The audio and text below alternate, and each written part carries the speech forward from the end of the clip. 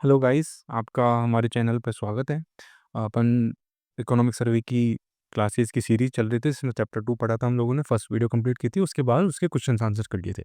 आज हम लोग चैप्टर 2 का उसके फर्दर जो डेटा देखा था उसको एक बार रिवाइज करते हैं। रिवाइज करने के बाद फिर आगे जो योजनाएं वगैरह हैं, जो आगे जो अपना कृषि उत्पादन वगैरह है, उसके बाद जो योजना है अलग अलग बीज के लिए अलग है, उत्पादकता के लिए अलग है, और बाकी जो भी योजना है उनको हम एक साथ पढ़ेंगे। और तब तक के लिए क्विक रिवीजन कर लेते हैं अपन, जो अपन ने लास्ट क्लास में पढ़ा था उसका। ठीक है, फटाफट 2 मिनट में।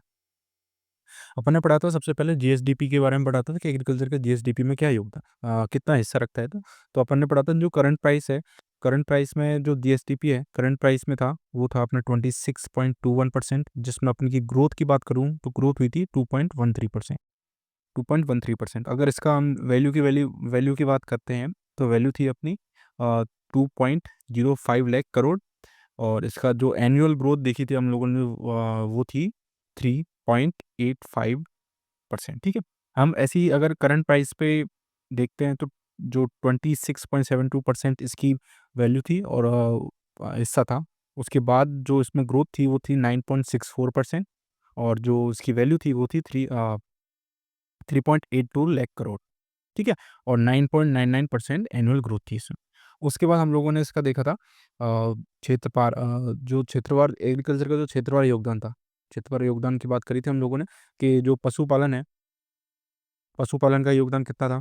पशुपालन के बाद हम लोगों ने बात करी थी कि जो फसल है, क्रॉप्स वगैरह है, उसका क्या योगदान था। उसके बाद जो वानिकी और लॉगिंग है, उसका क्या योगदान था, कितना उसमें वो थी लॉगिंग के बाद। और उस लॉगिंग के बाद अपन लोगों ने फिशिंग की बात करी थी, जिसमें मैक्सिमम ग्रोथ हुई थी, याद है ना अपने को। उसके बाद पशुपालन की बात करी तो 48.58% था। 48.58% था। इसमें 44.53% था।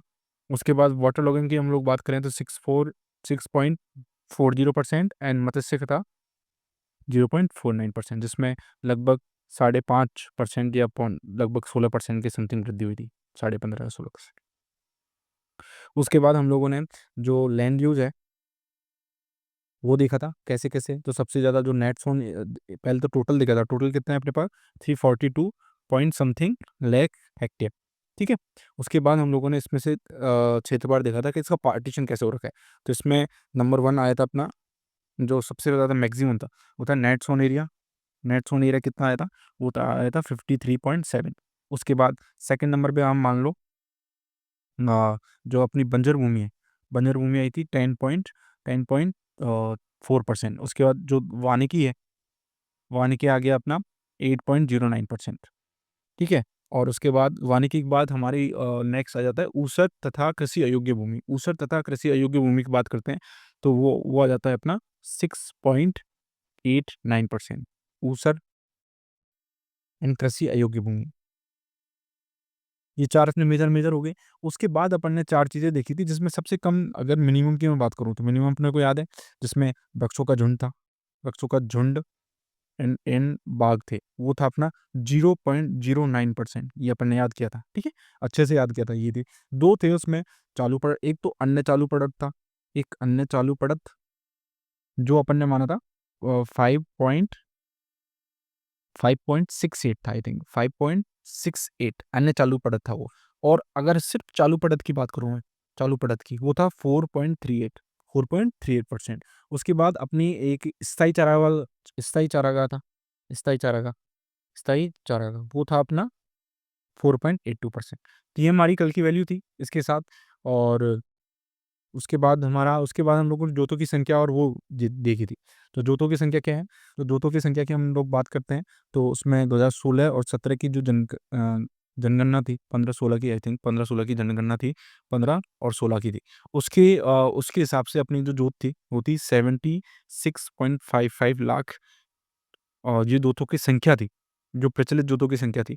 और 208 लाख हेक्टेयर इसकी भूमि थी कि अपने पास कितनी भूमि है टोटल। उसके बाद हम लोगों ने इसमें ग्रोथ की बात करें तो 11.14% इसमें ग्रोथ थी। और इसके बाद टोटल वो था, एवरेज की बात करी तो एवरेज किसके पास कितना है, तो एवरेज हमारा पहले 3 हुआ करता था, 3.07 हेक्टेयर, जो कम होकर कितना हो गया 2.73 हेक्टेयर। ठीक है? और उसके बाद इसमें जो कमी की देखी जाती है वो है 11.707% जो है इसमें कमी हुई है। उसके बाद हम लोगों ने ये देख लिया था, इसके बाद कुछ बचा हुआ है क्या अपना? लगभग स हो ही गया था। उसके बाद सीमांत किसान वगैरह वो बचे हुए थे, जो कि अपन ने देख लिया था 40, 22%, फिर 18.5, उसके बाद फिर 18.5 के बाद 15% और फिर उसके बाद लगभग 5 या 4.69 के परसेंट था। अपने ये सीमांत किसान वगैरह हो गए। महिला दूतों की बात करी थी अपन ने, तो वो लगभग 5 पॉइंट 2010-11 के तो 5.46% 46 लाख थी। उसके बाद हम लोगों की जो ये है 7.75 लाख हो गई थी संख्या जोतों की 2015-17 में। तो हम लोग महिलाओं की बात करते हैं, तो महिलाओं में जो जोतों की संख्या है वो पहले थी 5.46 लाख 2010-11 की बात करते हैं, जो कि अब बढ़ के हो गई थी 2015-16 में। ये कितनी हो गई थी? 7.75 लाख, ठीक है? जिसकी जो वृद्धि की बात करता हूँ, तो वो वृद्धि हुई थी 42%, 42%। और यहीं अगर मैं जोतों के क्षेत्रफल की बात करूँ, तो क्षेत्रफल में कितनी वृद्धि हुई? क्षेत्रफल में वृद्धि हुई है अपनी 24%, जो कि 24% वृद्धि के साथ होके लगभग 16 लाख हेक्टेयर के आसपास पहुँच गए, 16 लाख हेक्टेयर के पास। कल हम लोगों ने यहाँ तक पढ़ा था। आज हम लोग देखते हैं कि अ, उत्पादन और कृषि उत्पादन और उनको देखते हैं, ठीक है? कि भई कितना था, कृषि उत्पादन टोटल कितना हुआ है और उसके अपने खरीफ, रबी, टोटल खाद्यान्न, तिलहन वगैरह और राजस्थान का बाकी चीज़ों में कौन-सा स्थान है, फर्स्ट, सेकंड, थर्ड, ये सारा चीज़ देखते हैं, ठीक है? स्टार्ट करते हैं कृषि उत्पादन से।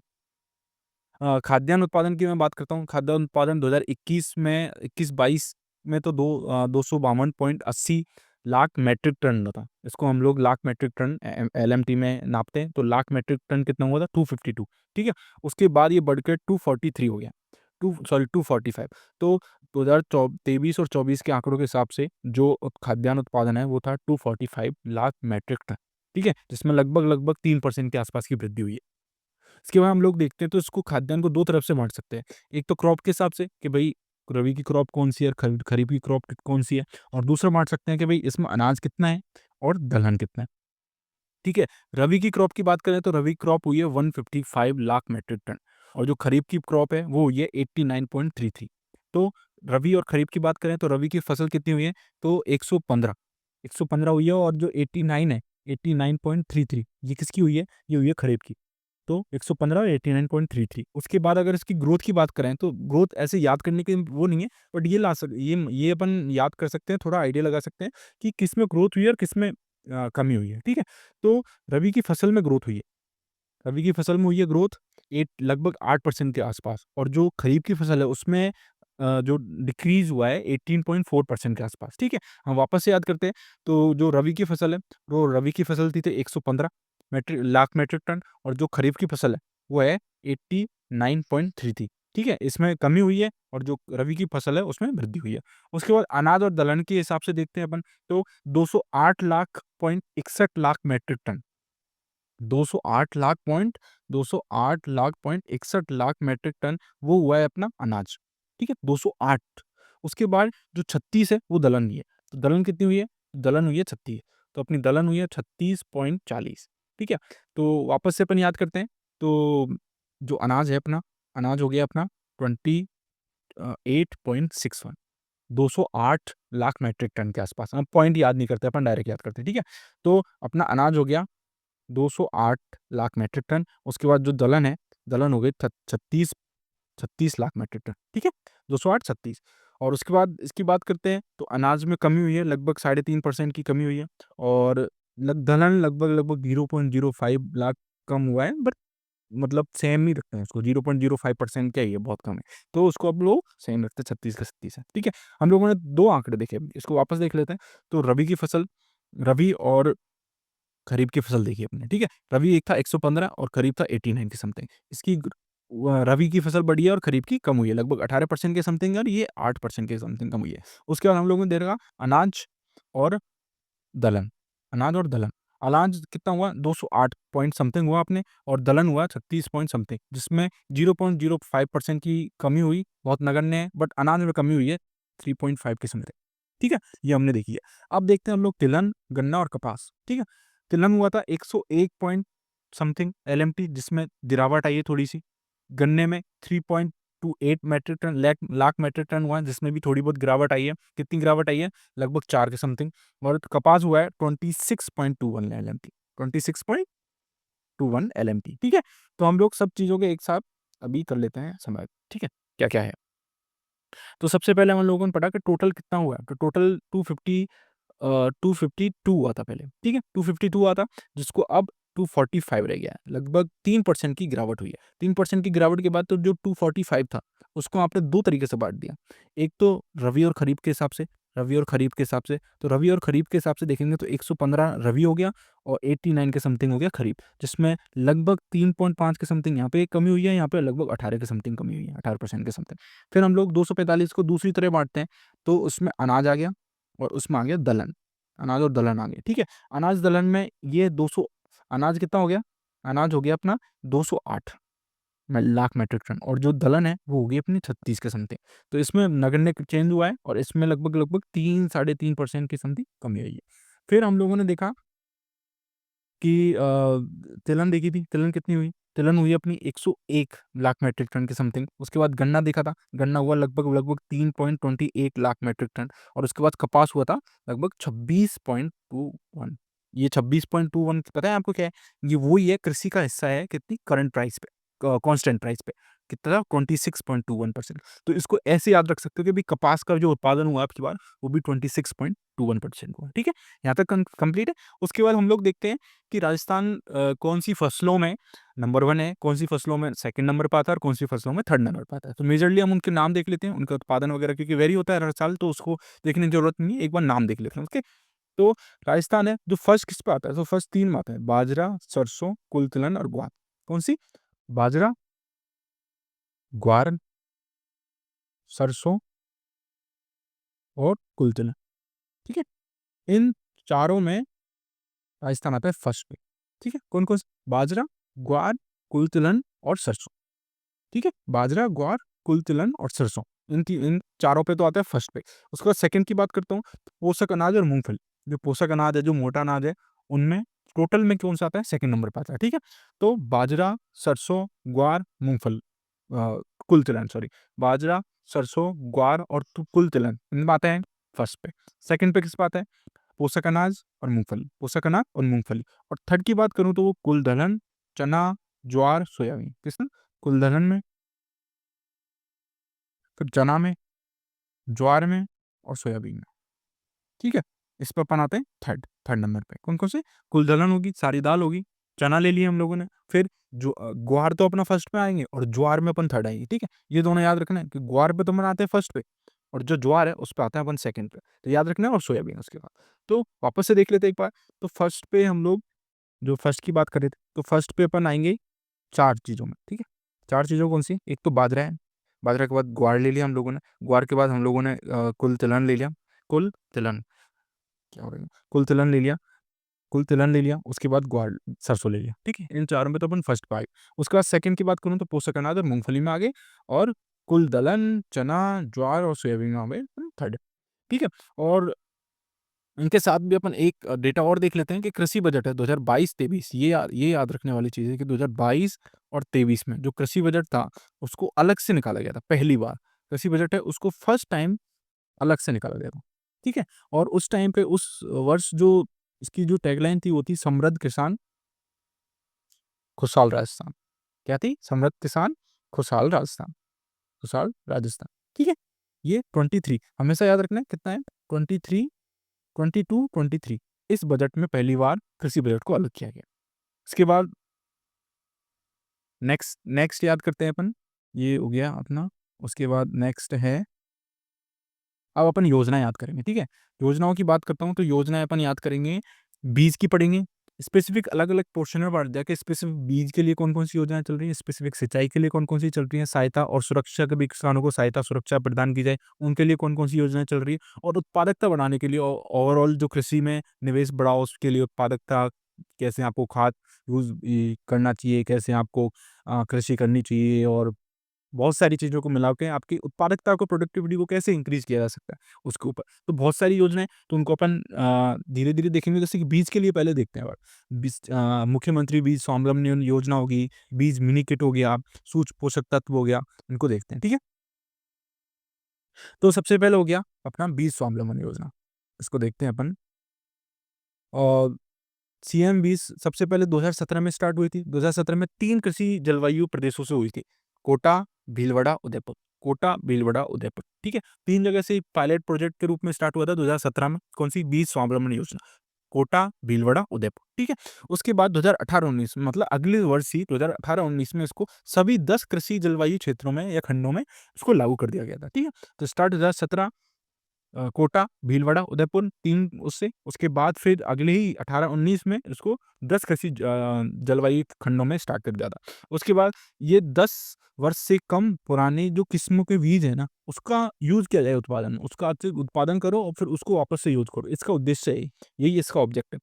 ऑब्जेक्टिव क्या है कि 10 साल से कम वाले जो किस्म के बीज हैं, उनका यूज़ करो उत्पादन में। उसके बाद किसानों को खेत में बीज बोएँ, जिससे कि जो किसानों की जो लागत है उसको कम किया जा सके और जो भारी उन पे आश्रित ना हो और अपन ऑर्गेनिक फार्मिंग को बढ़ावा दिया जा सकता है।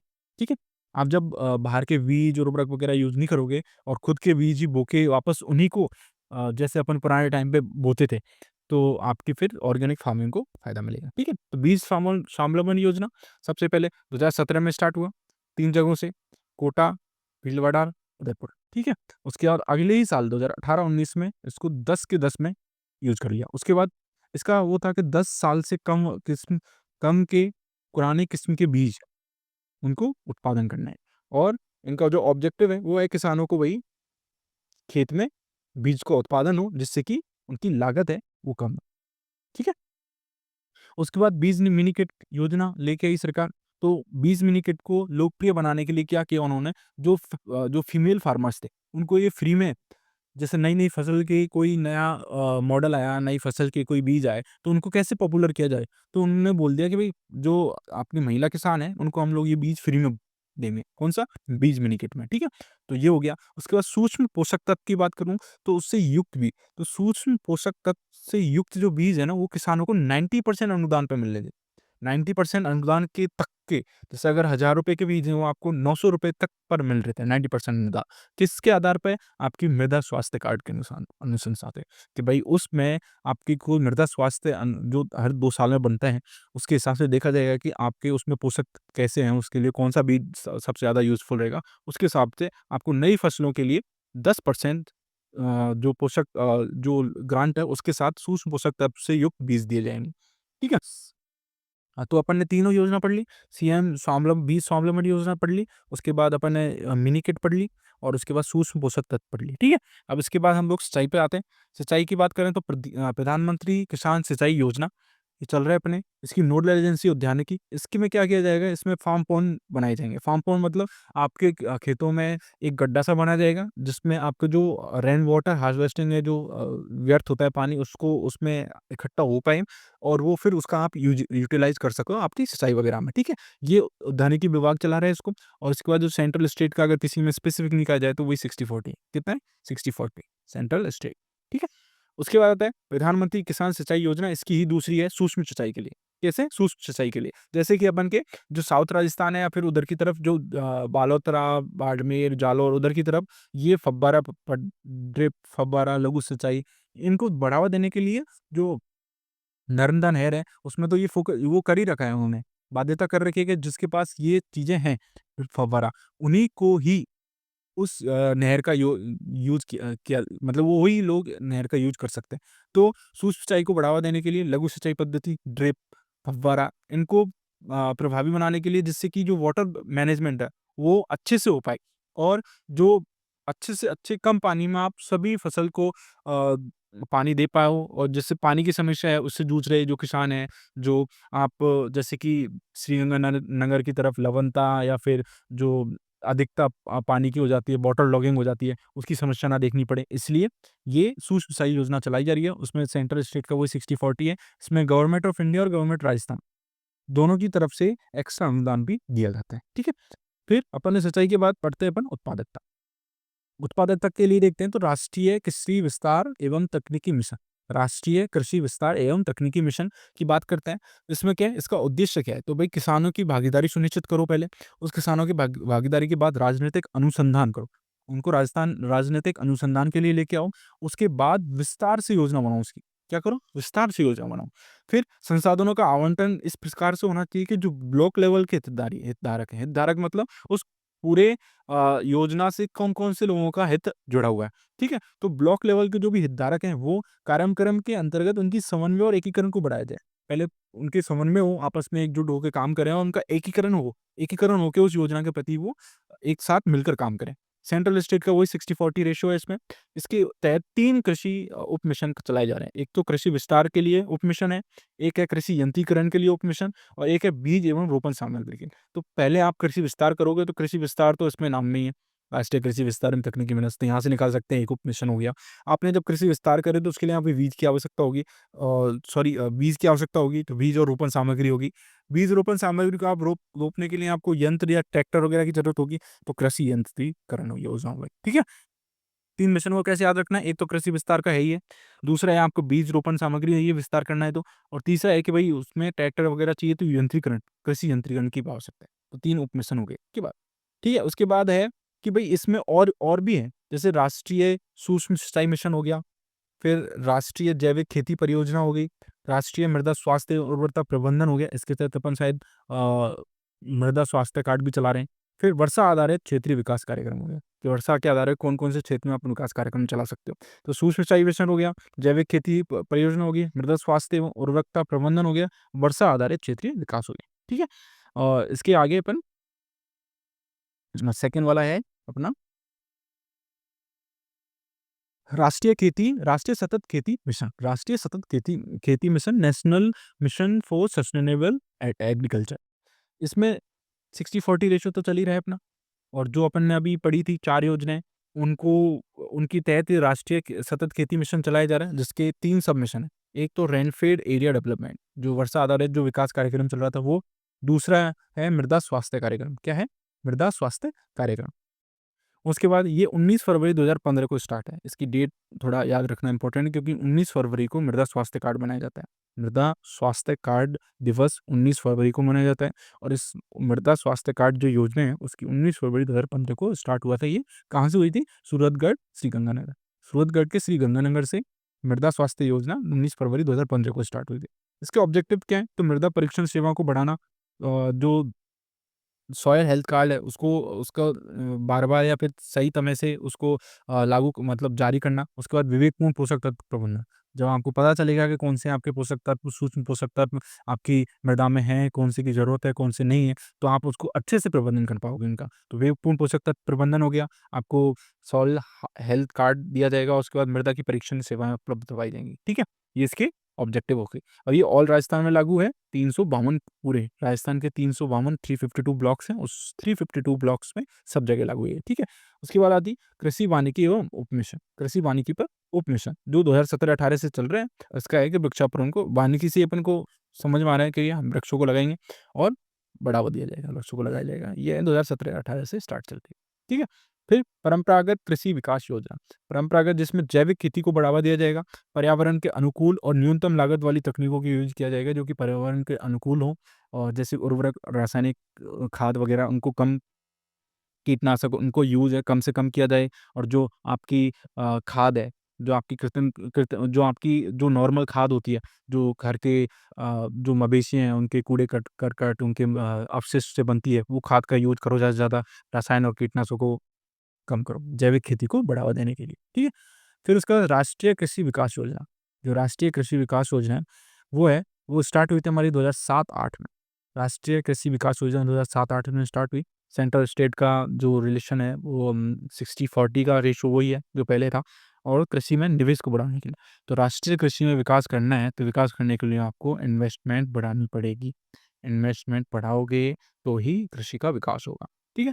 उसके बाद आता है national health mission, horticulture mission, बागवानी मिशन। बागवानी के लिए अब इसमें क्वेश्चन बन सकता है कि भाई कितने जिलों में, पूरे राजस्थान में चली हुई है? नहीं, पूरे राजस्थान में नहीं, राजस्थान के 24 जिलों में चली हुई है।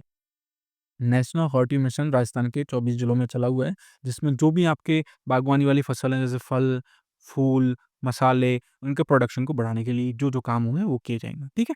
उसके बाद आता है महिला ट्रेनिंग। महिला ट्रेनिंग ग्राम पंचायत स्तर पे चल रही है, तो इसमें क्वेश्चन बन सकता है कि भाई ब्लॉक स्तर पे चल रही है, पंचायत समिति पे चल रही है, ग्राम पंचायत स्तर पे चल रही है। तो ये जो ट्रेनिंग है वो चल रही है ग्राम पंचायत स्तर पर, ठीक है? उसमें क्या होगा, जो आपकी महिला फार्मर्स हैं, जो आपकी किसान महिला हैं, उनको 1 दिन की ट्रेनिंग की 1 दिवसीय ट्रेनिंग प्रोग्राम है। आपको 1 दिन का ट्रेनिंग दिया जाएगा, जिसमें आपको 30 महिला किसानों को ₹3000 प्रति ट्रेनिंग दिए जाएँगे। 30 महिलाओं को 3000, टोटल महिलाओं को ₹30,000 दिए जाएँगे, ₹3000 दिए जाएँगे 30 महिलाओं को प्रति ट्रेनिंग के लिए, ठीक है?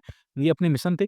उसके बाद अपनी आ जाती है ये सौर वाली, ठीक है? इसमें उत्पादकता वाली में अपन देख रहे हैं, तो इसमें सौर पंप सेट जो पीएम कुसुम योजना के तहत चल रहा है, उसका कंपोनेंट बी है। उसके तहत जो पीएम कुसुम की बात करते हैं, तो पीएम कुसुम अपनी फरवरी 2019 में स्टार्ट हुई थी। कब हुई थी? फरवरी 2019 में। अगर सॉइल हेल्थ कार्ड की बात करें, तो वो कब हुई थी? वो हुई थी 19 फरवरी 2015 को, ठीक है? और ये हुई थी फरवरी 2019 को पीएम कुसुम योजना। मंत्रालय कौन-सा चला रहा है? नवीन और नवीकरणीय ऊर्जा मंत्रालय चला रहा है, क्योंकि ये ऊर्जा ऊर्जा से संबंधित है, सौर ऊर्जा वगैरह से, तो ना यही क चलेगा, नवीन और नवीकरणीय ऊर्जा से। इसके 3 घटक थे, घटक ए, घटक बी और घटक सी, ठीक है? इसको अपन थोड़ा बाद में समझेंगे, यहाँ पे भी लिखा हुआ है, पहले समझ लेते हैं। किसान ऊर्जा सुरक्षा एवं उत्थान महाभियान, इसका पूरा नाम है कुसुम योजना का किसान ऊर्जा सुरक्षा एवं उत्थान महाभियान, ठीक है? इसमें कंपोनेंट ए की बात करें, तो 33 3311 किलोवाट के सबस्टेशंस के 5 किलोमीटर की रेडियस में जो-जो बंजर भूमि आती है, उसमें 0.5 से लेके 2 मेगावाट तक के विकेंद्रीकृत सौर ऊर्जा संयंत्र स्थापित किए जाएँगे। जहाँ-जहाँ 3311 केवी की जो वो लगी हुई है, क्या लाइन लगी है, बिजली ग्रिड लगी हुई है, उस सब स्टेशन के 5 किलोमीटर की रेडियस में, जो 5 किलोमीटर की रेडियस में बंजर भूमि है, उस पे क्या किया जाएगा, उसमें 0.5 मेगावाट से लेके 2 मेगावाट तक के विकेंद्रीकृत सौर ऊर्जा संयंत्र स्थापित किए जाएँगे। ठीक है? ये कंपोनेंट 8 था, कुसुम योजना। कंपोनेंट बी क्या है? ऑफ ग्रिड कृषि पंप हैं, जो कि जो डीजल से चल रहे हैं या फिर जो ग्रिड से नहीं जुड़े हुए हैं, ठीक है? उनको सौर कृषि पंप सेटों से रिप्लेस करना है, ठीक है? कितना? 25,000 का लक्ष्य है, और जो शायद अब बढ़ के 1 लाख कर दिया है इन लोगों ने। करंट में शायद आया था कि 1 लाख कृषि पंप का हो गया ये, ठीक है?